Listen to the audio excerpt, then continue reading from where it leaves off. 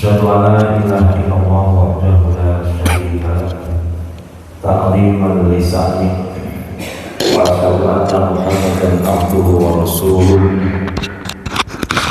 الداعي إلى رضوانه اللهم صل وسلم وبارك على نبينا محمد وعلى آله وصحبه وإخوانه أما بعد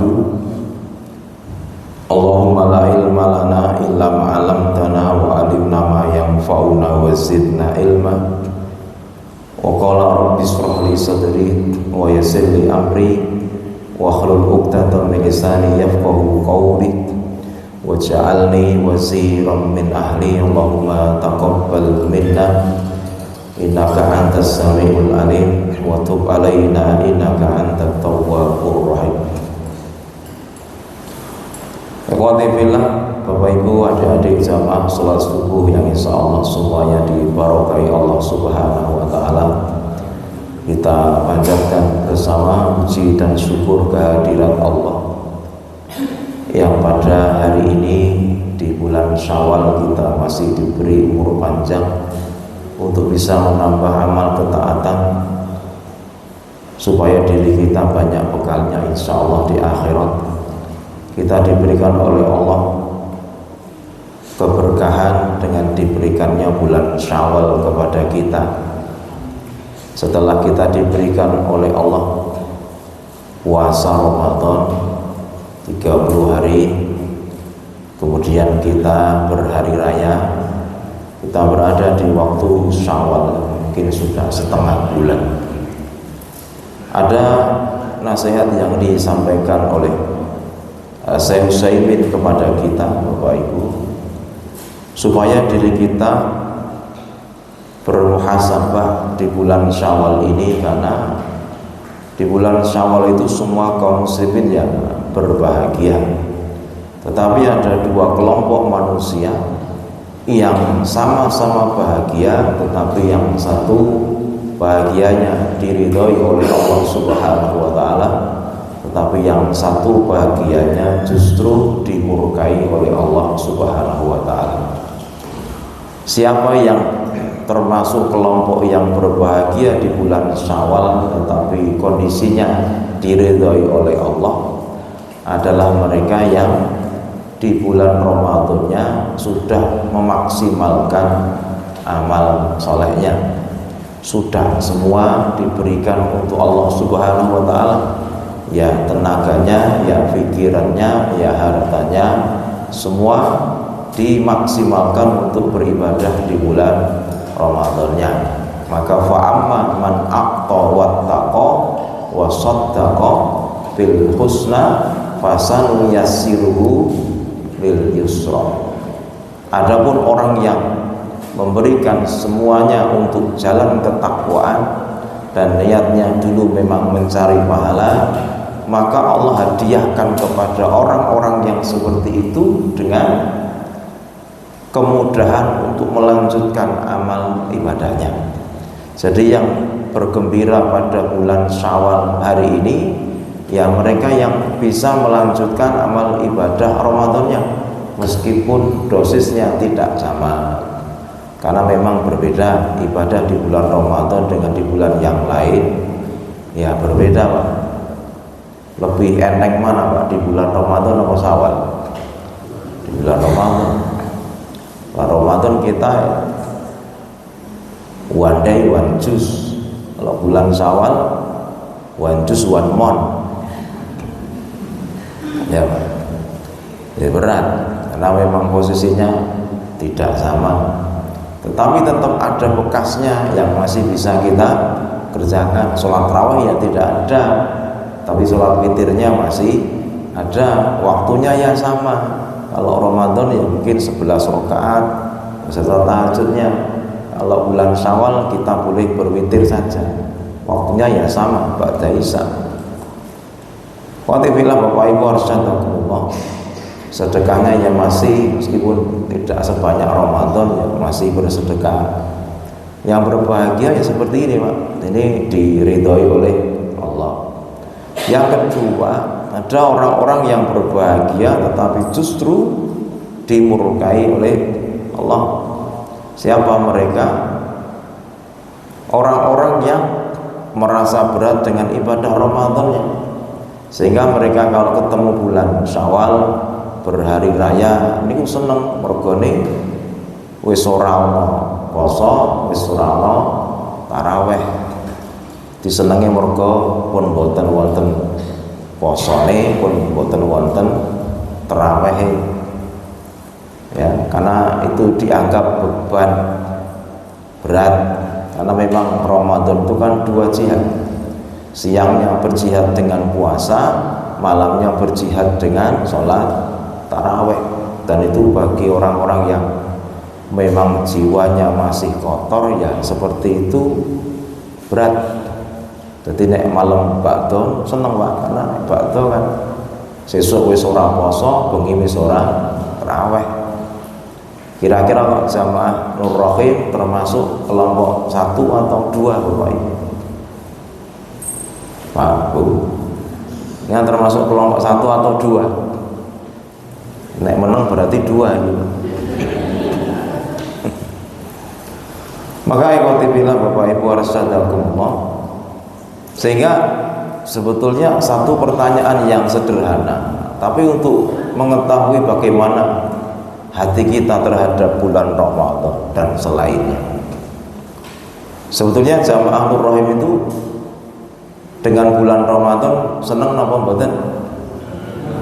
Jujur lho Pak, gini mungkin ning masjid lho Pak, ngapusi dosane tambah gede. Jenengan iku asline poso Ramadan iki seneng napa mboten? Nah, kita ora jujur iki. Nek kula poso Ramadan ora seneng. Luwe kesel Pak. Sing kula senenge niku pahalane. Nek posone ora seneng. Jenengan nek nyambut gawe niku seneng gaweane napa belanjane? Nah, jujur saiki. Jenengan nek kerja seneng kerjane napa duwite? Nah iya. Berarti nek Ramadan seneng posone apa ganjarane? Nah, ngaku saiki. Maka ikhwatibillah Bapak Ibu rasyadakumullah, sehingga bagaimana menata hati setelah Ramadannya pergi. Karena kalau kita di bulan Syawal ini kok kelihatannya bahagia sekali tanpa kehilangan Ramadannya, itu berarti sebetulnya kita ya cinta dengan Ramadan. Maka Khalifah Umar bin Abdul Aziz menyampaikan bagaimana menata hati kita setelah Ramadannya. Tidak ada, harus seimbang antara sedih dan senangnya. Kenapa kita harus sedih? Karena Ramadannya sudah tidak ada. Kalau sahabat disuruh milih Pak, pilih Ramadan atau hari raya, itu pilih Ramadan. Sehingga para sahabat minta kepada Nabi, ya Nabi, bukankah engkau doanya kan makbul? Ya makbul. Mbok didoakan semua bulan jadi Ramadan. Ras nek bakto ora apa-apa, Ramadan terus. Ngoten niku nek zaman Rahim setiap tahun Ramadan kabeh seneng mboten? Nah, meneng to wong e. Rasa sae. Ramadan seneng ya setiap tahun Ramadan. Rasa nek bakto seneng mboten? Nah, menteleng tok sae. Terus lawan di Ramadan jane kita ya ora patek seneng. Nek seneng ya kaya sahabat. Ndak ada hari raya ndak apa-apa, semua bulan Ramadan semua. Begitu kan. Nah kita kan ndak. Nah iya. Ya kita seneng etok-etok. Sehingga ya yang senang tadi orang yang melazimi amal-amal setelahnya. Sehingga ada sahabat namanya Abu Darda radhiyallahu anhu, sahabat yang disaudarakan Nabi dengan Salman Al-Farisi. Apa yang beliau sukai dari Ramadan itu dilanjutkan Pak. Apanya? Rutinitas sarapan paginya. Jadi Abu Darda dengan istrinya musyawarah. Nih, pokoknya nek ora Ramadan ya tetap dimasake kaya Ramadan. Waktunya di pagi hari sahur. Karena apa? Manfaatnya gede. Kalau kita Ramadan kan istri masak, bapak-bapak bangunkan anak-anak, ya teman. terus kita makan bersama, habis itu mandi, terus semua ke masjid. Nikmat betul. Nikmat. Nah, Abu Darda itu pengen rutinitas itu dilanjutkan di bulan Syawal dan seterusnya. Pokoknya habis Ramadan ya sarapannya ya seperti waktu sahur itu jam 4 misalkan. Istrinya mau, Pak. Ya udah, nanti habis Ramadan Syawal ya begitu. Sebelum sholat subuh saya masakkan, nanti anak-anak makan semua, habis itu mandi terus masjid. Itu nek istrinya Abu Darda mau, Pak. Nek Jamaah Rahim ini ibunya mau tidak memenuhi. Bu, turu kabeh ibu-ibu. Gelem mboten, Bu?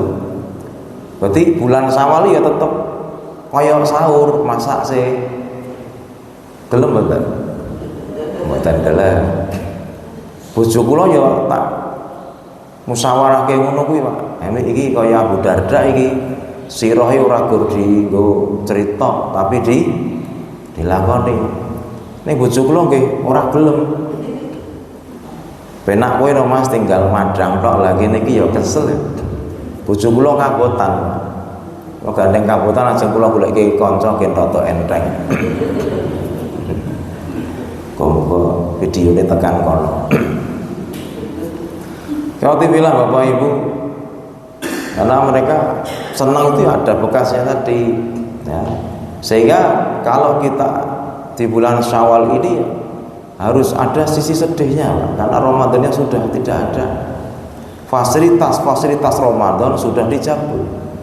Ada 3 fasilitas yang tidak ada di bulan lain. Apa itu, Pak?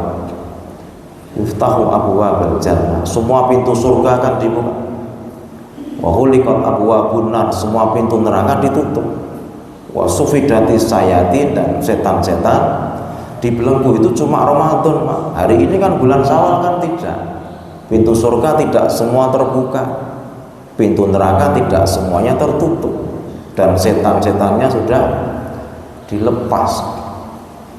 Nah, maka kondisi kita di bulan Syawal seperti ini ya butuh sedih, Pak. Karena Ramadannya sudah tidak ada. Tapi ya harus bahagia karena Allah berikan nikmat berhari raya. Ada kondisi, Pak, orang itu seneng sedih bareng. Ya, Pak? Sedih seneng nggih bareng.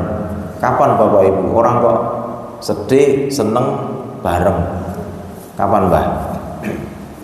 Pak Bro, kiramai wong turu ya kurang gawean jane, Pak. Kapan kira-kira Bapak Ibu wong kok perasaane bareng, sedih seneng bareng? Kapan? Esok bojone mati, sore rabi meneh ngoten. Niku mboten bareng, Pak, ada jedanya. Mungkin Bapak Ibu sudah pernah, cuma lupa kapan orang itu kok sedih dan seneng bareng. Ketika orang itu menikahkan anak perempuan, disitulah hari pernikahan anak perempuan itu bercampur 2 perasaan yang bersamaan. Yo seneng, yo sedih. Senenge napa? Anake wis payu, wis piye, nek ra piye engko suwe-suwe dadi PT perawan tua. Ya, Pak. Jadi kalau anak perempuan kita nikah itu ya seneng, Pak. Ya seneng. Coba nek orang itu jodoh, wong tua melu rekoso sing golek iki, Pak. Terkadang malah tidak hanya orang-orang miskin sing angel golek jodoh, sing sugih ya angel, mergo saking sugih wedi do nglamar, Pak. Wonten daerah mriku ya, Pak. Ujane anake pedagang sukses wonten Klewer mriku. Ya ayu, Pak. Ning randang itu jodoh sebab saking sugih, nanti ekwan-ekwan arep nglamar wedi. Karena perasaannya mesti ora ditampa, padahal kono ku ya melarat ya ora apa-apa, sing penting gelem nglamar aku, ngono kuwi, Pak. Mula wong lanang kudune nekat sik ya, Pak. Luput ya golek liyane. Lah nek wong wedok nek arep golek-golek piye, Pak? Susah. Perempuan ini menunggu. Kalau laki-laki kan mencari. Ini perempuan tuh kasihan. Sehingga kalau sudah tua ya kadang teman-teman ikut mencarikan. Saya kemarin ya di WA sama pengurus kajian di daerah Badek Keris itu. Oh, malam-malam kok ngirimi foto akhwat. Aku yo kaget. Iki bengi-bengi kok dikirimi foto akhwat iki piye ya? Ndak ada tulisannya. Niki napa Bu kok ngirimi foto akhwat? Ustaz niku tolong digoleki judul. Ning ngapunten niki rondo napa perawan? Tak sawang kita nggih serada setengah tuwa. Niku perawan, kok kita tua nggih niku masalahe dereng payu. Wong goleke Pak, umure 42, Pak. Mungkin zaman Nur Rahim enten sing kersa mboten. Niku lho diamanahi kon goleke Pak. Dadi kan gelem Pak, 42. Ndek iki wong sangkrah gelem Pak. Gelem Ustaz aku. Lah ngapunten jenengan umure pinten? Kula 24. Lah piye niki? Nggih kanca kula ta. Lah ya ora gelem lho kono nggo kanca awakmu merawat kowe wong lara. Kono golek bojoku seneng-seneng kok. Kono pen-pen wong tuwa ya emok. Ya Pak. Niki kula tawakke Jamaahur Rahim nek enten sing kersa. Kok kula tawakke ya mergone rapate ayu, Pak. Nek ayu ya tak apik dhewe.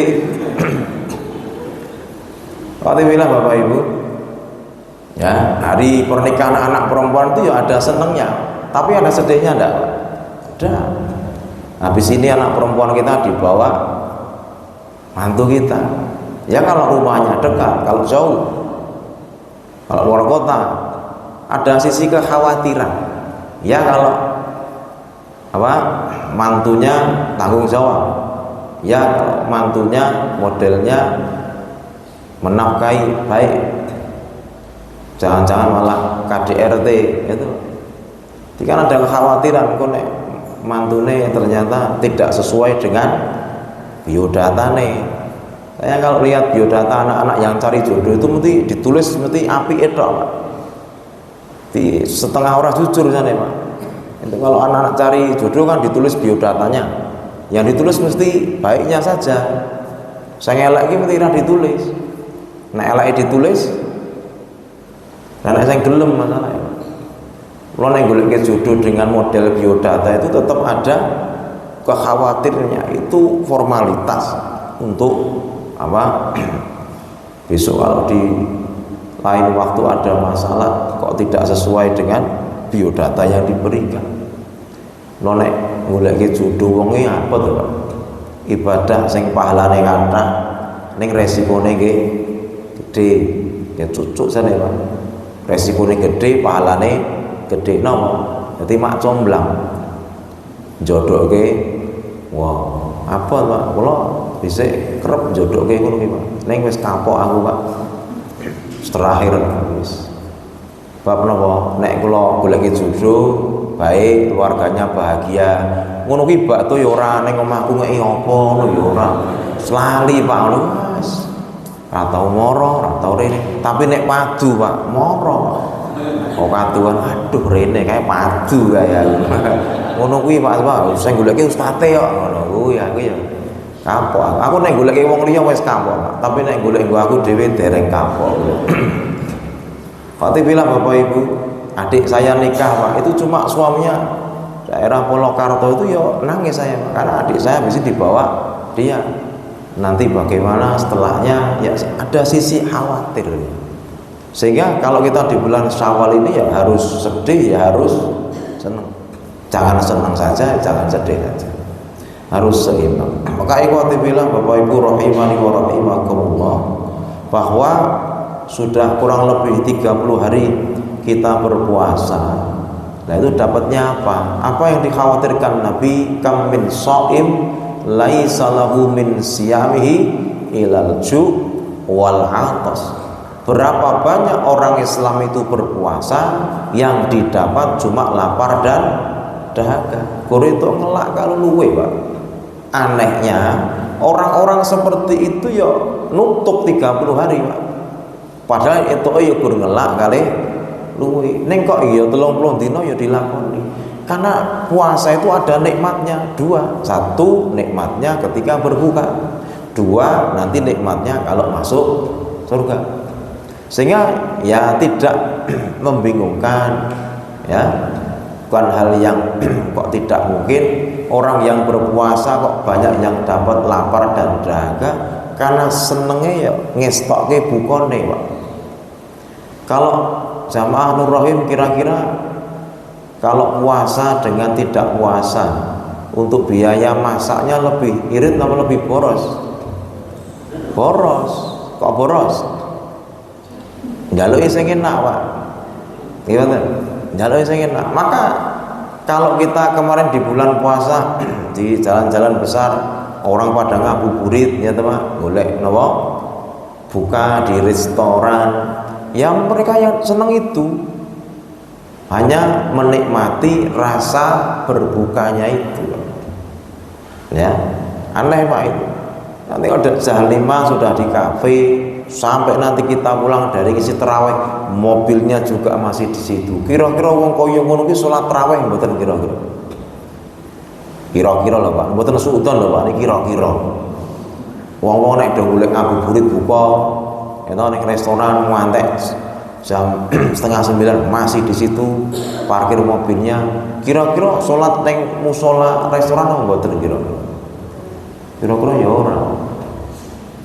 Kan aneh loh Pak, orang itu kadang mentingkan puasanya dibanding sholatnya, padahal rukun Islam kan dari atas tuh Pak, syahadat, sholat, zakat, puasa, baru haji. Berarti kan penting sholatnya tinimbang posone, ibarat outfit tuh Pak. Ya, sholat niku katrok, ya Pak, poso niku setut, ada Pak. Dadi nek wonge salat kok ora poso, ya padha karo wong kathokan ning ora setutan. Mlotrok isi jadi pintu. Iso diwel-wel. Tapi nek wonge poso kok ora salat, lah kuwi kaya wong setutan ning ora kathokan. Nah, bar pengajian subuh niki mang coba ning omahmu ning kamar ya ta. Mang prakteke dhewe setutan ra kathokan. Kira-kira terus bentuke piye lho. Mang sawang dhewe sing penting kamar tak kunci. Enek wong edan anyaran niki. Ya. Aneh kok itu. Sehingga yang membingungkan 30 hari ya seperti itu terus. Karena mereka menikmati berbukanya. Tidak disangkal bahwa puasa itu berbukanya nikmat karena kenikmatannya itu. Tapi yang dikhawatirkan Nabi ya cuma itu, nanti tidak masuk surga karena tidak bertakwa. Bahwa ikhwati fillah rahimani wa rahimakumullah, sebetulnya kita diperintahkan Allah untuk berpuasa ya la'allakum tattaqun, supaya kita menjadi pribadi yang bertakwa. Nek sekedar poso Pak, ora gur menungso Pak.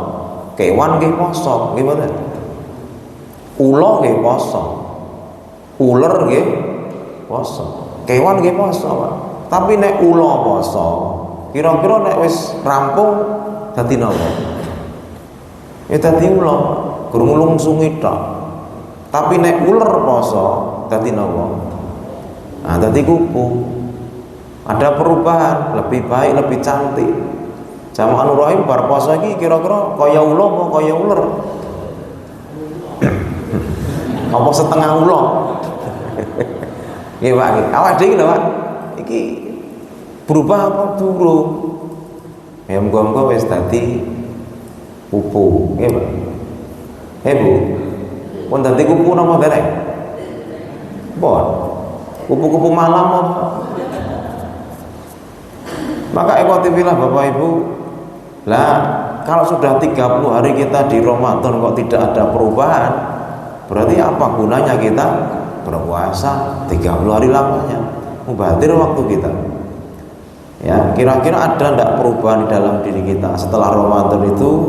Sifat-sifat buruk kita masih ada atau tidak? Di bulan Syawal lagi so dicek diri kita. Kira-kira bar Ramadan bulan Syawal ini ijik galak apa ora? Bojomu ijik galak apa ora, Pak? Beti gitu enak ini. Utile ijik apa ora? Gitu loh, Pak. Ya. Welune ijik apa ora? Di puasa itu harus ada perubahan. Maka ayyuhal ikhwah, bahwa tujuan puasa kita adalah bertakwa kepada Allah Subhanahu wa taala. Kira-kira poin-poin mana yang bisa kita lihat dalam diri kita untuk mengetahui sudah bertakwa atau tidaknya kita, sudah tambahkah takwa kita atau tidak. Imam Ali bin Abi Thalib menyebutkan at-taqwa hiyal khaufu minal jalil. Takwa itu unsurnya satu adalah takut kepada Allah. Takwa itu maknanya takut. Kira-kira jamaah Nur Rahim habis puasa Ramadan ini dengan Allah tambah takut atau tidak? Nah itu aja. Orang kalau takut kepada Allah sulit bermaksiat. Kalau kita ditanya seseorang, antum dengan Allah takut atau tidak? Jenengan jawab pripun? Dengan Allah takut betul? Pak, Bu, Bro. Dengan kalau Allah wedi ora? Wedi mboten? Wedi. Ibu-ibu wedi mboten? Bedane wedi kalih Allah karo wedine kalih makhluk. Bedane napa? Nek wedi kalih makhluk ngadoh. Nek wedi kalih Gusti Allah nyedak. Nah, bedanya itu, Pak. Sehingga orang kalau merasa dirinya takut kepada Allah, ya harus dekat dengan Allah. Kalau dia jauh dengan Allah, berarti tidak takut kepada Allah.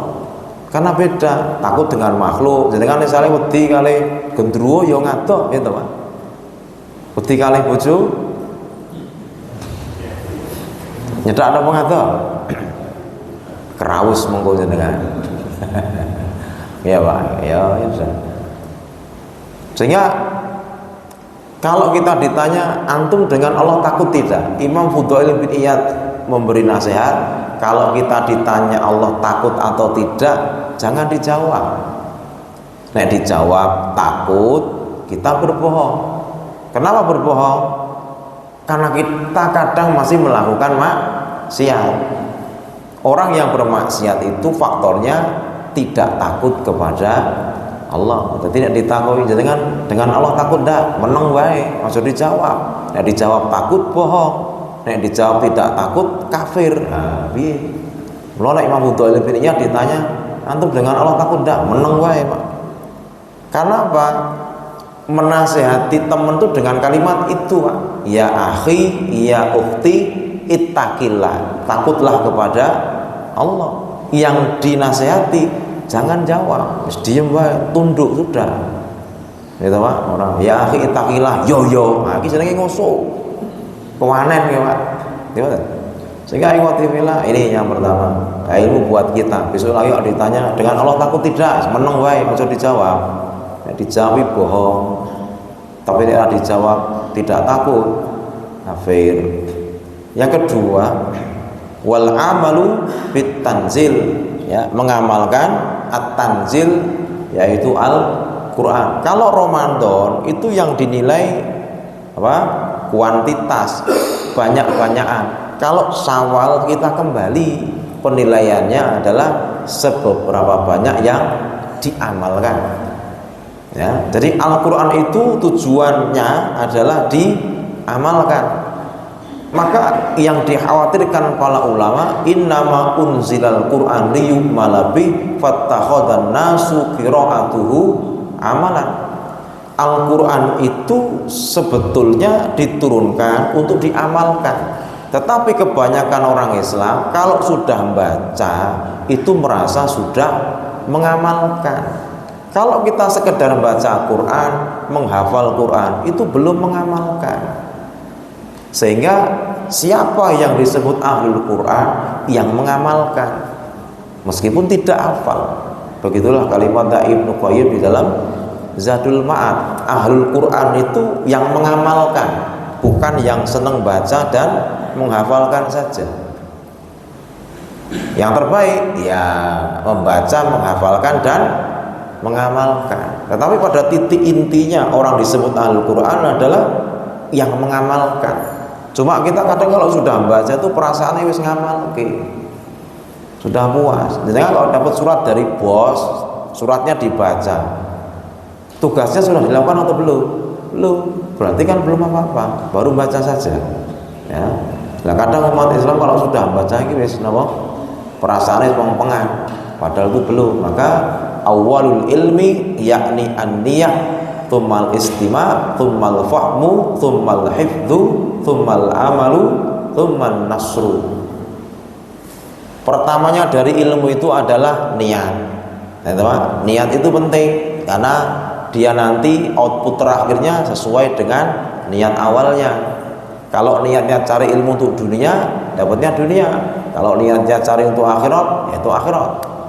Ya, maka niat itu penting. Kita ngaji itu penting.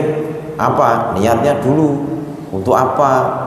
Untuk bangga-banggaan, untuk bisa menyalahkan orang, untuk bisa lebih tampil lebih hebat, atau mau nyombongkan diri, mau ujub. Nah, itu di awalnya dulu niatnya. Yang masjid kok sergap ini mergone napa, kudu niatnya dicek. Ya, setelah itu tumal istima, ya disimak. Kita kalau belajar ya diusahakan untuk disimak, didengarkan dengan baik. Tumal fahmu, difahami. Habis difahami, dihafalkan. Habis dihafalkan, diamalkan. Kalau sudah diamalkan, didakwahkan. Jadi kita ngaji itu urutan terakhirnya nanti adalah semua menjadi dai. Dai tidak harus ceramah, Pak, untuk mengajak kepada kebaikan, minimal keluarga kita sendiri.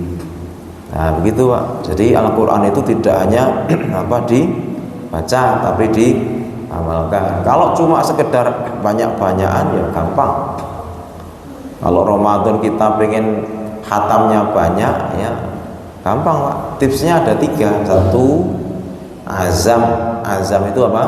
Di atasnya niat. Kalau niat itu cuma sekelebat, tapi kalau azam itu namanya tekad bulat. Kita kalau memang pengen khatamnya banyak, ya diazamkan betul di hati. Kalau targetnya se-Ramadan khatam 2 kali, maka sehari harus 2 juz. Nek durung 2 juz aja dolanan HP. Nah, itu nanti kan berarti bisa terlaksana azamnya. Yang kedua, wudu. Biar apa? Lebih banyak pahalanya dan tidak diganggu setan. Yang ketiga, nah ini yang paling penting. Nek guru pengen khatamnya cepat, gampang, Pak. Tipsnya apa? Di Qur'annya Bapak Ibu enten pitane mboten? Enten toh? Nah niku mang kethok wae pitane. Mang gua mungkin nak cepet khatam mungkin. Kandhane ya. Nek pengen cepet khatam pitane buaan wae, kok cepet khatam. Kula pengalaman, Pak, Mas. Quran kula niku mboten enten pitane, masalah wis dadel, Pak. Nah, kula itikaf maca to, Pak. Ketutup tiba. Wah, kuwi, Pak. Nek tiba ya ketoke wis, Aku nek balani sing wis ya mau wis kok. Wis kok wis kabeh, anjujuk Anas. Sadaqallahul adzim. Ngono kuwi, Pak. Pripun sida diketok mboten niki. Nek wae ngantuk bahaya lho, wae ketok tenan. Mula-mula tumbas tablet dhisik mergo niku, Pak. Rasa anyel kula. Maca Quran ketutup. Anyel aku, Pak. Mergone ra nek pembatas e. Kok tuku iPad niki mergo niku kala. Watibillah Bapak Ibu. Ya. Jadi takwa itu apa? Mengamalkan Al-Qur'an. Yang ketiga, waridho bil qalil. Ridho dengan pembagian yang sedikit.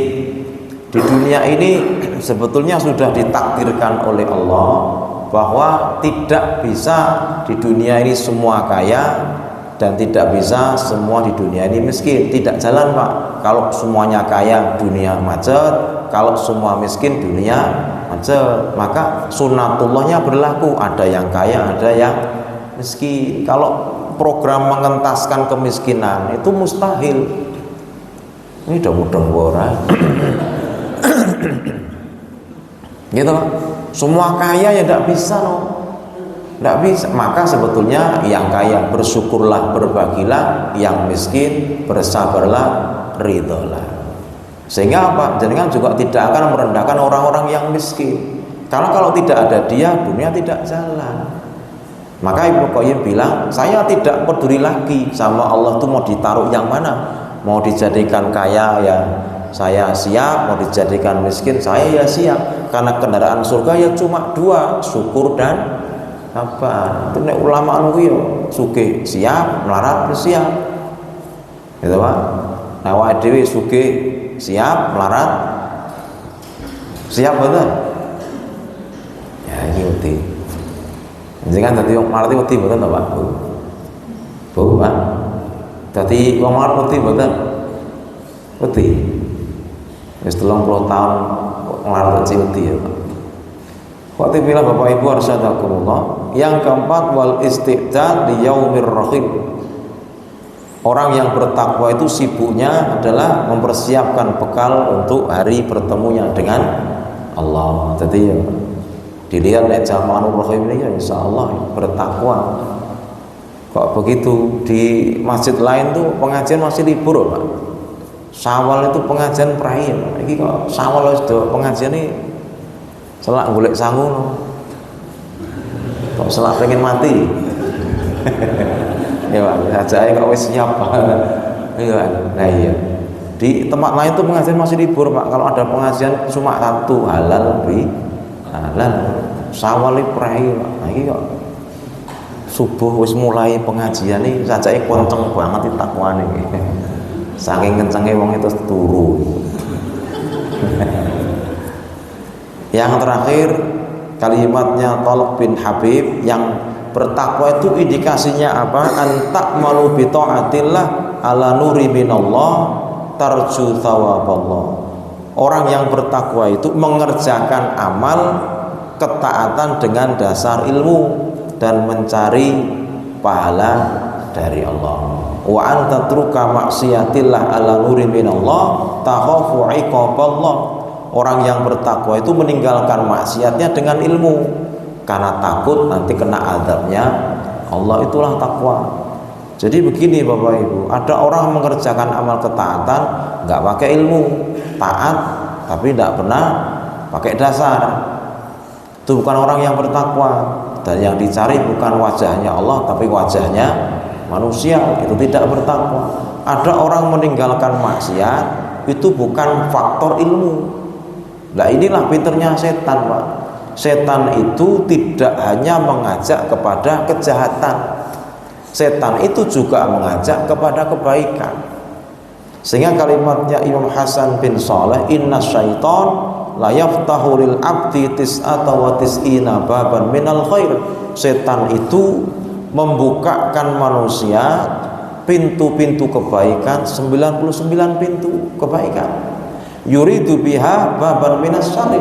Setan itu hanya butuh satu pintu terakhir supaya orang itu bermaksiat. Jadi setan itu tidak hanya membisikkan kejahatan tapi membisikkan kebaikan. Sehingga kalau kita berbuat baik, dibisiki baik harus dengan ilmu. Yang bisikkan kita itu setan atau malaikat? Karena setan itu yang bisikkan kebaikan. Jadi kalau Jamaahur Rahim ini langsung diajak maksiat, itu tidak mau Pak. Maka kalimatnya ya step by step.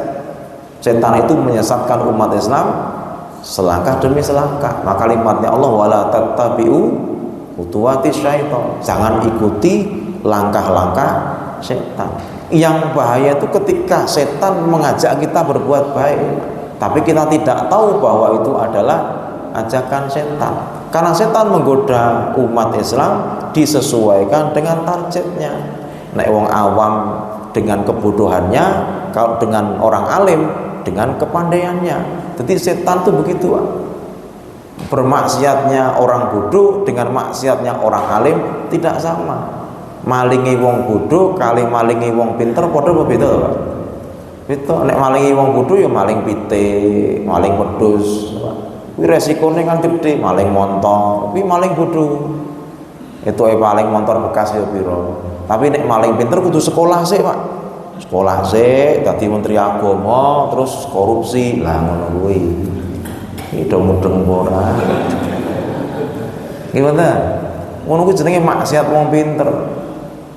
Gitu Pak. Jadi beda. Lah itu ngeri Pak. Ngeri sekali.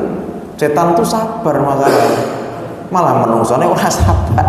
Setan ini sabar demi Allah Pak. Coba ngeten mawon. Niki nek umpama kula, aku kok zina karo PSK RRI, kira-kira iso apa ora? Iso apa ora, Pak? Iso apa ora? Kok iso piye? Ya ora iso. Aku nomor HP-ne ora ngerti ya, Dik. Nomor HP-ne ora duwe. Wi metune dheweke jam pira ya ora tau roh aku, Pak. Aku lewat bola-bali ora tau petuk kok. Kan ndak mungkin nek saya berzina dengan PSK.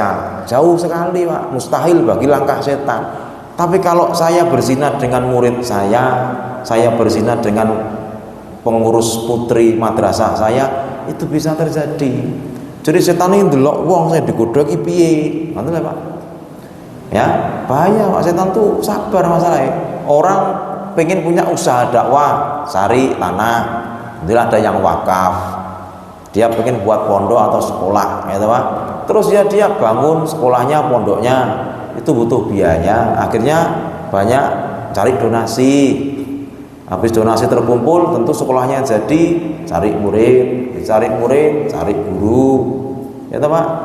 Habis itu ya butuh gaji guru. Maka kalau kurang ya orang tetap akan cari donasi. Lah kalau kemudian dia cari donasi, kemudian tidak ada yang audit, bahayanya di situ. Maka terjadi yang namanya apa? Hulul. Ini dosa hulul, ini dosanya wong soleh, Pak. Menggelapkan harta amanah umat.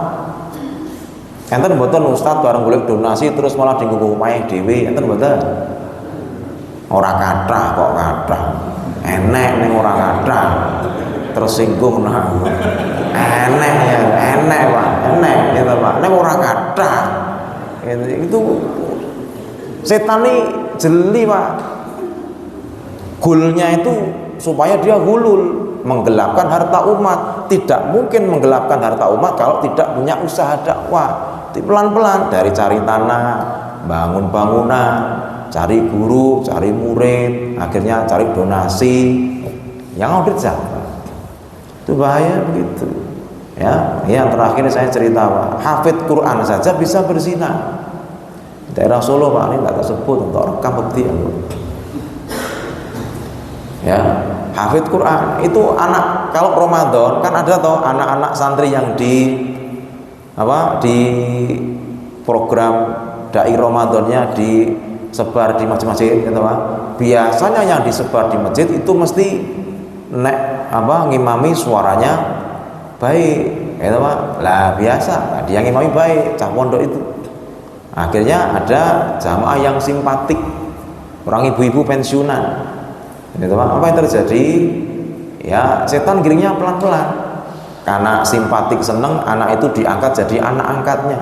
Sekarang kalau dia di pondok, dia yang bayari biayanya. Tidak hanya itu, sering diajak berdua, semobil berdua, makan berdua. Nah itu akhirnya timbul cinta. Apa orang ngeri, Pak? Padahal anaknya 22 tahun, ibunya 55 tahun. Ini percaya orang aja. Loh, anaknya seneng, Pak. Kenapa seneng? Wong makan enak, HP dibelikan, HP-nya iPhone Pro Max, HP-nya iPhone, HP-mu iPhone kok ampun. Iya, Pak, HP-nya iPhone Pro Max, HP-mu apa kuwi?